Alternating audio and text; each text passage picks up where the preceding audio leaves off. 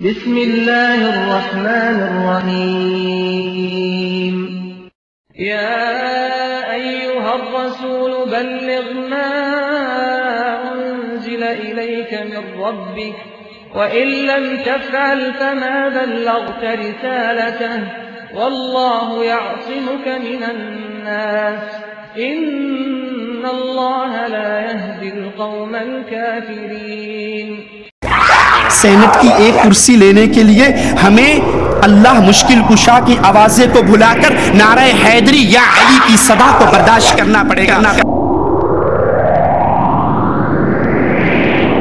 اور یہ دھرتی جہاں پر دربار لسوڑی شاہ، پھسوڑی شاہ، ایٹ شاہ، کاما والی سرکار کے نہیں تھے، جہاں زید بن خطاب کا خطبہ تھا۔ دستار کے ہر تار کی تحقیق ہے لازم، دستار کے ہر تار کی تحقیق ہے لازم، ہر صاحب دستار معزز نہیں ہوتا۔ یا ایھا النبی، اے غیب کی خبر سنانے والے،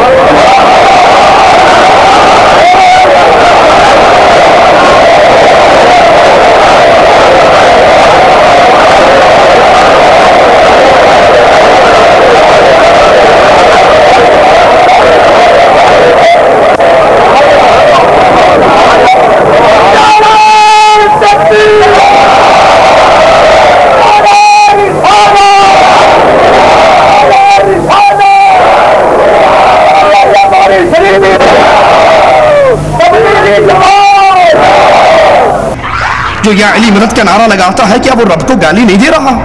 جو یا رسول اللہ مدد کی صدائیں بلند کرتا ہے کیا وہ رب کا دشمن نہیں ہے؟ علیہ وسلم۔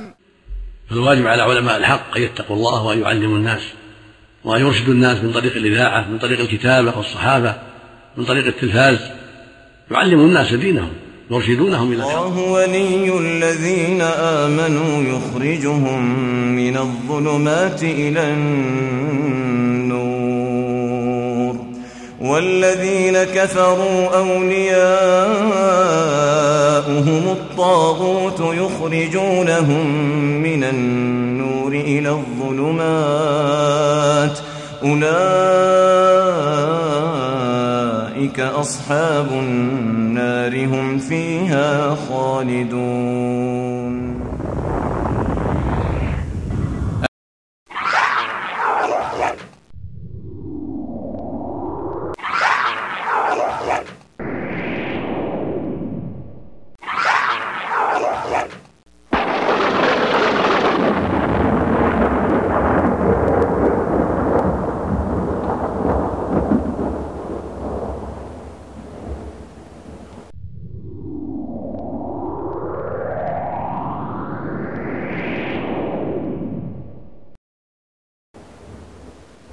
ہم آج کی نشست کو آگے بڑھاتے ہوئے دوسری تقریر کی جانب اپنا رخ کرتے ہیں۔ اس سے پہلے کہ ہم فضیلت شیخ توصیف الرحمان کو دعوت خطاب دیں، آپ حضرات کو ایک بار پھر یہ بات بتا دینا چاہتے ہیں کہ آج کی یہ نشست جدہ دعوت سینٹر حی السلامہ اور دعوت سینٹر برائے اسلامی بندرگاہ جدہ کے تعاون سے منعقد کی گئی ہے۔ اللہ رب العالمین سے ان اداروں کے لیے اور ان اداروں کے ذمہ داران کے لیے اور علماء کرام کے لیے خاص طور پر رمضان المبارک میں آپ تمام سے درخواست ہے کہ دعا کیا کریں، جن کی وجہ سے یہ مجلسیں منعقد ہو رہی ہیں اور ہم لوگ دین کا علم سیکھ رہے ہیں۔ اللہ رب العالمین ان اداروں کے ذمہ داران کو جزائے خیر عطا فرمائے۔ اللہ رب العالمین نے قرآن کریم میں ارشاد فرمایا ہے قل جاء الحق وزهق الباطل ان الباطل كان زهوقا۔ حضرات گزشتہ درس میں اسی مسجد سے ایک آواز حق بلند ہوئی اور اللہ کے فضل و کرم سے گمراہی کے دبیز پردوں کو چیرتی ہوئی چلی گئی، کیونکہ ہمارا مقصد حق کی آواز کو بلند کرتے ہوئے ان حقائق سے آپ کو متعارف کرانا ہے جن کے اوپر گرد و غبار ایسے مبلغین نے ڈال دیا ہے جو اس دنیا میں امام معصوم کے درجے پر فائز ہو چکے ہیں۔ ان کی زبان سے نکلا ہوا ہر لفظ حق سمجھا جانے لگا ہے، جبکہ حق اللہ کی کتاب اور اس کے پیارے رسول صلی اللہ علیہ وسلم کی سنت ہے۔ ہماری دعوت قرآن و سنت کی دعوت ہے۔ کتاب و سنت کی فکر کو تعویل فاسد اور تقلید عامہ جیسی چیزوں سے پاک رکھنا ہماری جد و جہد ہے۔ ہم کسی شخص پر تنقید نہیں کرتے، البتہ یہ بھی ضروری ہے کہ قرآن و سنت کی بالادستی کے لیے اس اسلوب کو اخذ کرتے ہیں، اس اسلوب کو اپنائیں جو ہمارے اسلاف نے کیا ہے۔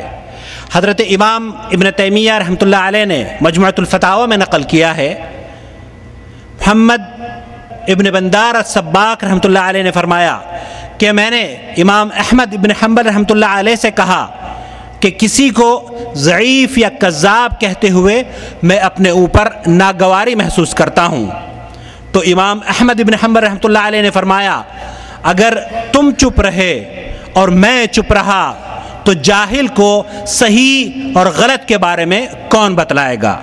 اور بقول شاعر، دستار کے ہر تار کی تحقیق ہے لازم، دستار کے ہر تار کی تحقیق ہے لازم، ہر صاحب دستار معزز نہیں ہوتا۔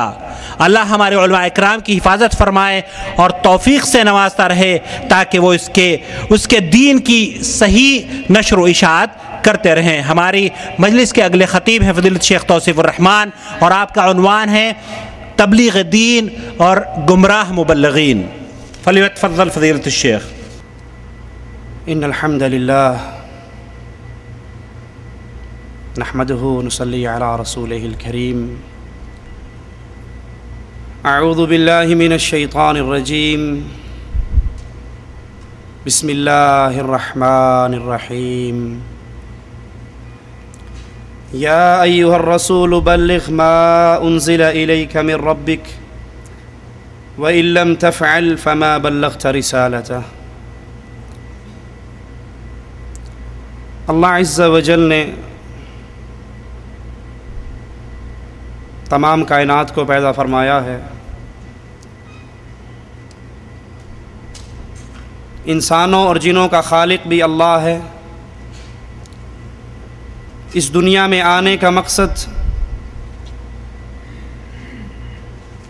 اللہ عز و جل بیان فرماتا ہے، وَمَا خَلَقْتُ الْجِنَّ وَالْإِنسَ، میں نے جنات کو پیدا کیا، میں نے انسانوں کو پیدا کیا، إِلَّا لِيَعْبُدُونَ، اپنی عبادت کے لیے۔ اللہ کی عبادت کا طریقہ کار وہ مبہم نہیں ہے، بلکہ مالک عز و جل نے اپنے انبیاء کو اتارا جنہوں نے عبادت کے طریقے بیان فرمائے۔ اب اللہ عز و جل کی عبادت اللہ کی رسولوں کے ذریعے پر، ان کے طریقے پر چل کر کی جائے گی۔ مالک اسی مقصد کو ایک اور مقام پہ بیان فرماتا ہے، الذی خلق الموت والحیات لیبلوکم ایکم احسن عملا، میں نے یہ موت و حیات کا یہ سسٹم، یہ نظام اس لیے بنایا ہے تاکہ یہ دیکھوں تم میں بہترین عمل کون کرتا ہے۔ انسان انبیاء سے آزاد ہو کر ہدایت کے اوپر عمل نہیں کر سکتا، کیونکہ اللہ کی ہدایت انبیاء پر آتی ہے اور انبیاء اپنی امتوں کو سکھاتے ہیں، جسے قرآن حکیم ان الفاظ میں بیان کرتا ہے، فَإِمَّا يَأْتِيَنَّكُم مِّنِّي هُدًى فَمَن تَبِعَ هُدَايَ فَلَا خَوْفٌ عَلَيْهِمْ وَلَا هُمْ يَحْزَنُونَ، تم پر میری طرف سے ہدایت آئے گی، جس نے اس ہدایت کی تبع کی، جس نے انبیاء کے نقش قدم پر اپنے قدموں کو جمایا، قیامت کا دن ہوگا، نہ ان پہ غم ہوگا، نہ یہ پریشان ہوں گے۔ انہی کے لیے ہدایت ہے جنہوں نے انبیاء کے راستے کو اپنایا۔ اس دعوت دین کی اہمیت کیا ہے؟ اللہ کی کتاب ہمیں بتاتی ہے، کنتم خیر امہ، تم بہترین امت ہو، تم بہترین لوگ ہو، تم بہترین جماعت ہو۔ تمہیں اللہ نے پیدا کیوں کیا؟ تاکہ تم لوگوں کو نیکی کا حکم دو، لوگوں کو برائی سے روکو، یہ تمہاری پیدائش کا مقصد ہے، اور اللہ پر ایمان لے کر آؤ۔ رسول اللہ صلی اللہ علیہ وسلم نے بھی یہی تعلیمات ہم تک پہنچائی، بلغوا عنی ولو آیہ، تمہیں ایک آیت کا علم